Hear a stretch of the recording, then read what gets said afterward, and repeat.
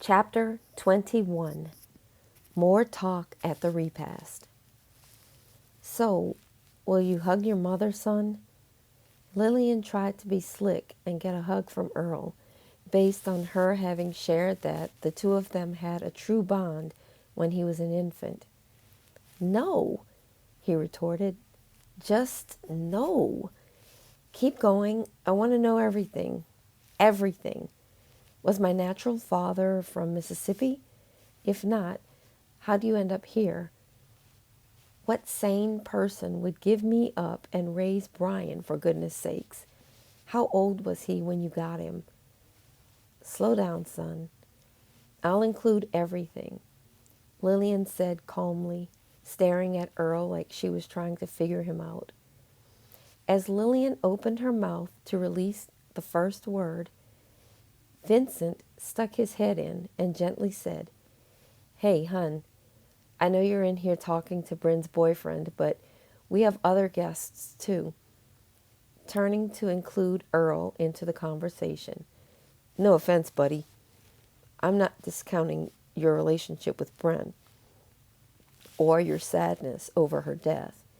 It's just a little odd that we're all here to celebrate the life of Bryn and her mother is holed up in this parlor here consoling only one of her friends."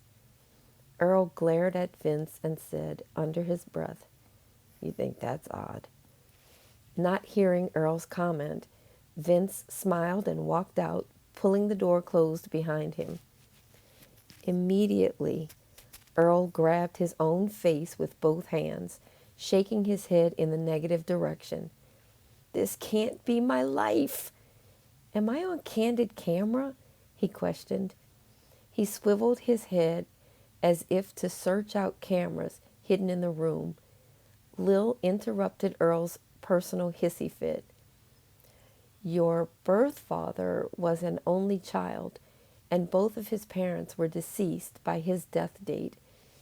He had a few first cousins, and they are the only other relatives I ever knew that would still be alive." Lil recited like she had rehearsed it, wondering when this day would finally arrive. "So, can I meet these people?" Earl asked. "I could give you names and towns. Most of them are from Dallas and the surrounding area. You can check phone books. Our library here has the yellow pages and the white pages for all the big cities." "I'm certain they will have the Dallas phone books," Lil added. "Okay, keep going." Lillian looked at Earl side-eyed. She recognized that he was probably used to getting his own way, and that he was also probably more patient than he was letting on in this present moment. Ben was...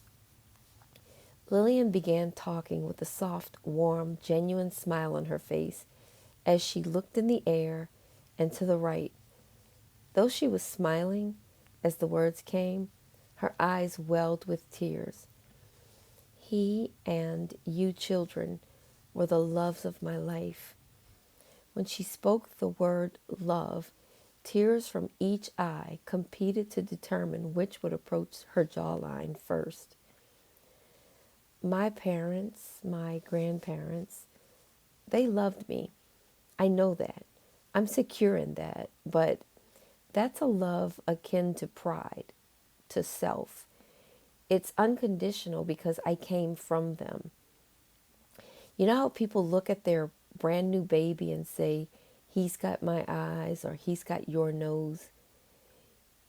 You love what comes from you unconditionally because it is literally flesh and bone of your very own." She looked over at Earl and asked, "Do you understand what I mean?" Because he was not reared by her, but Brian was, Earl rolled his eyes and said, "I'm listening. Keep going, please." Oblivious and so insensitive, Lillian didn't make the connection of why Earl did not express agreement on the point she tried to make. Anyway, when someone accepts you for who you are and loves you unconditionally anyway, that's a true gem. Your daddy and his parents, loved me like that. But he didn't actually know who you were and may not have accepted you if he did, Earl cut. I appreciate your input, Erland, and I understand that you met me under strange circumstances. It probably seems to you that I am unconventional and even disgusting in so many ways, but I know what I'm talking about right now. He was there for me and got me through my leg injury and all the tantrums, depression, unworthiness I felt, and postpartum struggles after Nancy was born. His parents were there for me too. Wow, I guess you deserve me getting to know you and love you, Earl chimed in, but with a sardonic smile.